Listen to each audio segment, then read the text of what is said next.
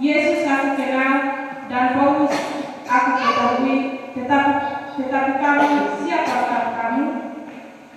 Ayat yang terakhir, dan orang yang dirasuki roh jahat itu menerpa mereka dan menggagahi mereka semua dan mengalahkannya sehingga mereka lari dari rumah orang itu dengan telanjang dan luka-luka. Demikianlah firman.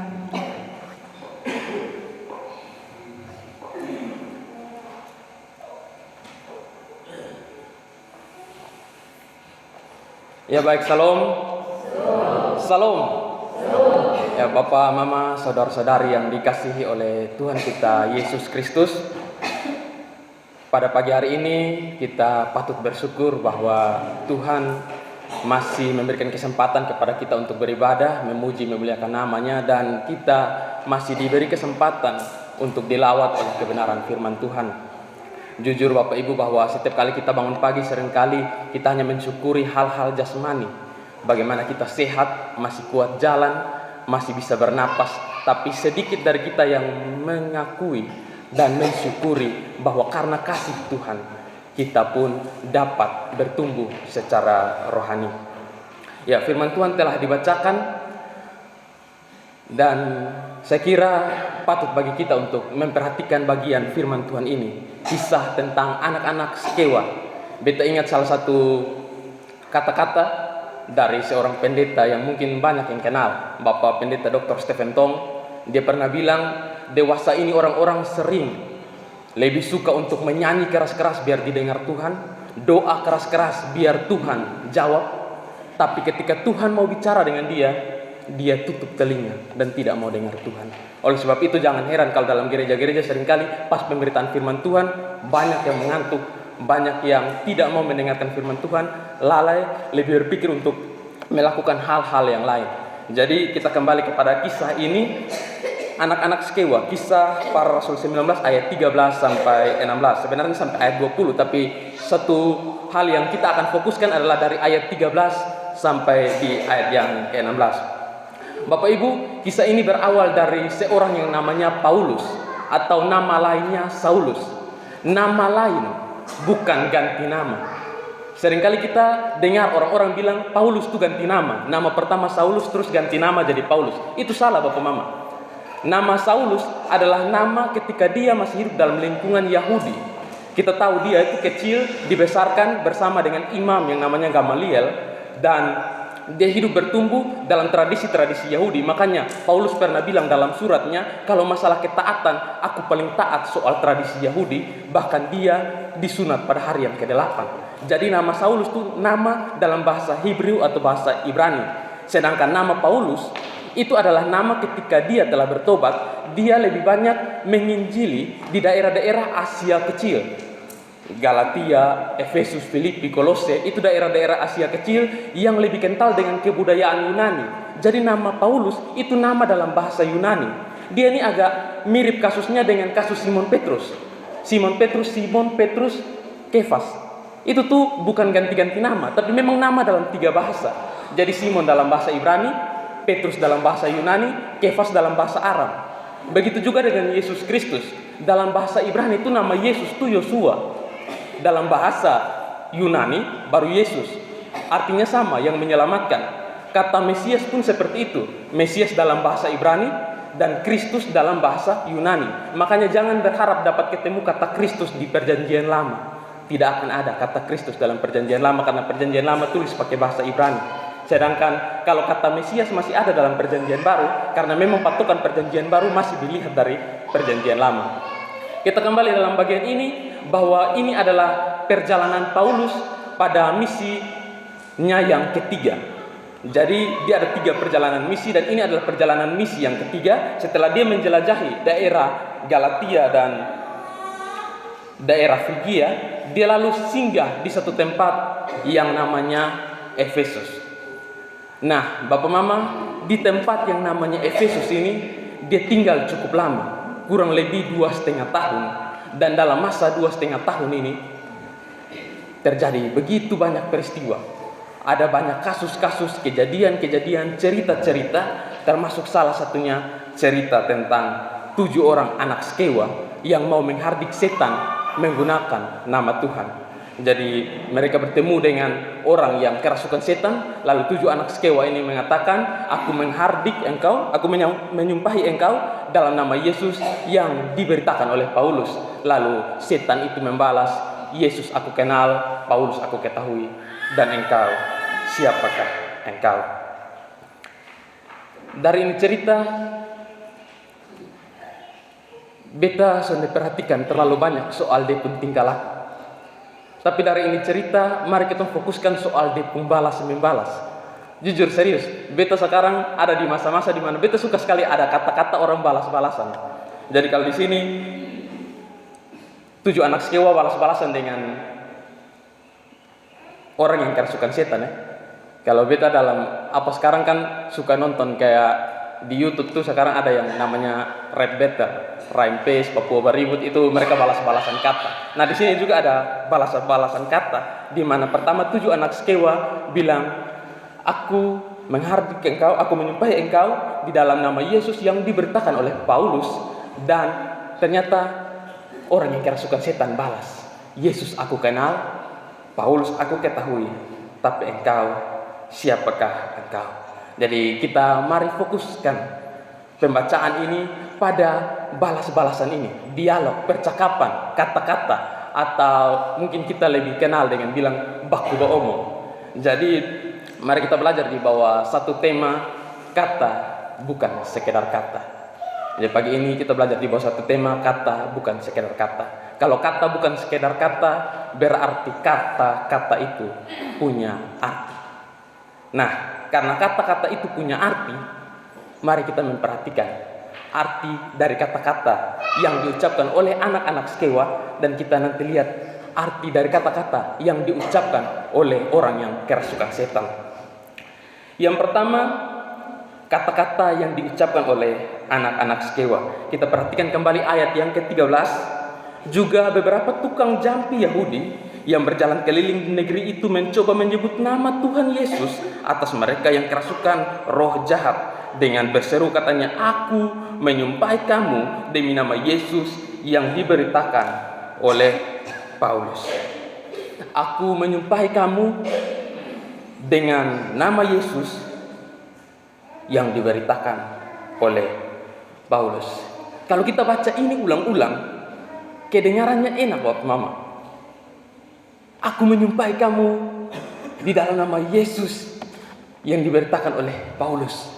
Enak sekali di telinga, tapi ini sebenarnya punya makna yang buruk. Kalau Bapak Mama perhatikan kembali dia punya ayat bagian awal, juga beberapa tukang jampi, atau dengan kata lainnya ahli sihir Yahudi yang berjalan keliling di negeri ini mencoba menyebut nama Tuhan Yesus. Dan mereka ini yang di ayat 14, mereka yang melakukan hal itu ialah 7 orang anak dari seorang imam kepala Yahudi yang bernama Skewa. Kata-kata yang kedengarannya bagus tapi sebenarnya punya makna buruk. Mereka adalah anak-anak dari Skewa. Skewa itu seorang imam Yahudi, tapi anak-anaknya tukang jampi, ahli sihir. Makanya jangan heran Bapak Mama kalau dewasa ini, masa kita sekarang ini, kita sering melihat ada orang tua yang hidupnya lurus, anaknya belok siksa. Ada orang-orang yang hidup dalam keluarga yang baik, tapi ada 1-2 orang yang membelok. Itu hal biasa Bapak Mama. Karena di masa ini juga 7 anak Skewa juga seperti itu. Bapak mereka Skewa adalah kepala imam Yahudi, 7 anaknya tukang jampi, ahli sihir. Terus mereka mengatakan, aku menyumpahi kamu demi nama Yesus yang diberitakan oleh Paulus. Apakah mereka mengucapkan ini dengan iman? Tidak Bapak Mama. Ahli sihir pada waktu itu bukan mengucapkan nama Yesus karena iman, tapi karena mereka melihat ini seperti satu mantra baru. Paulus, kalau kita lihat ayat-ayat yang sebelumnya, di ayat 12, ayat 11, oleh Paulus Allah mengadakan mujizat-mujizat luar biasa. Bahkan orang membawa sapu tangan atau kain yang pernah dipakai oleh Paulus dan meletakkannya di atas orang-orang sakit, maka lenyaplah penyakit mereka dan keluarlah roh-roh jahat. Jadi Paulus bahkan disapu tangan saja kena di orang yang sakit, yang kerasukan setan, keluar. Sudah pasti waktu Paulus melakukan itu, Paulus adalah orang yang penginjilan, dia murni penginjilan, dan dia akan mengucapkan nama Yesus. Jadi kemungkinan besar ketika orang-orang ini lihat, ini mantra baru. Bosan tuh tiap hari hanya bim salawim, abdakadabra. Ini kali ada mantra baru demi nama Yesus. Jadi mereka pakai nama Yesus jadi mantra. 7 anak sekewa yang adalah ahli sihir, tukang jampi, menggunakan nama Yesus sebagai mantra. Bapak mama jangan heran, dewasa ini juga banyak hal-hal seperti ini. Di sekeliling kita banyak. Bapak mama mungkin pernah lihat yang datang oles minyak sedikit dalam nama Yesus. Paku. Orang bikin. Pakai nama Tuhan Yesus jadi mantra. Atau ada juga yang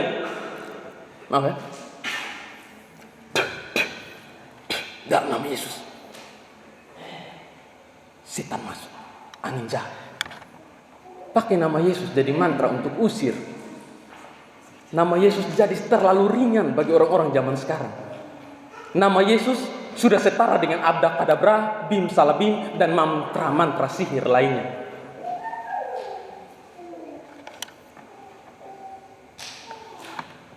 Entah kenapa orang-orang dewasa ini suka sekali dengan hal-hal model begini. Nama Yesus disamaratakan dengan mantra.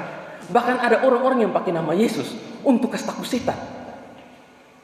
Ada yang jalan malam lewat kuburan,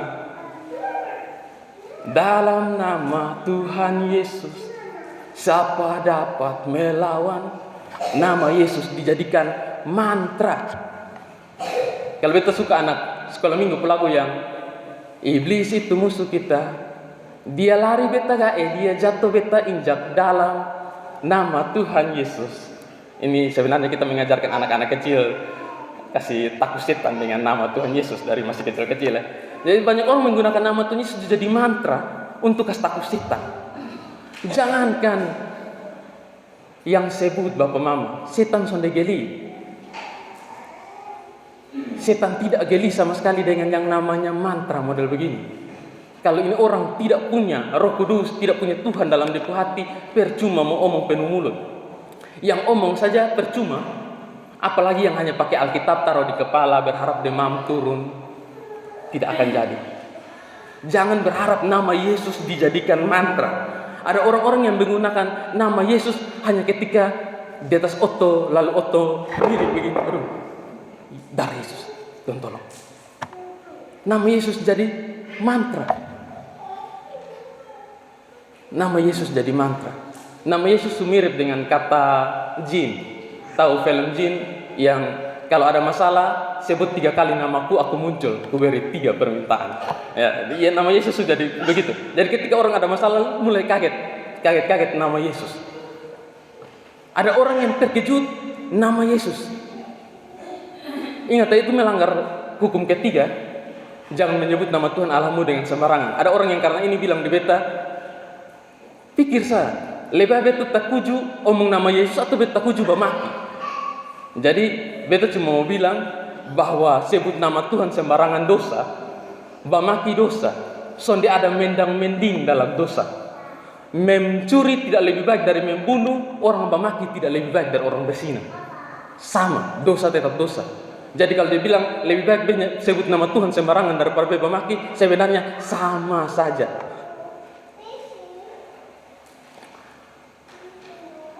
Beta dengan anak-anak katekasasi, kayaknya ini angkatan ketiga. Beta ingat angkatan yang beta pernah ajar, kakak Ela, kakak Aryo, kakak Israel. Terus angkatan berikut mulai dari kakak Ellen, kakak Lani, kakak Yunita, kakak Yeswi, dengan yang lain-lain kakak Dewa.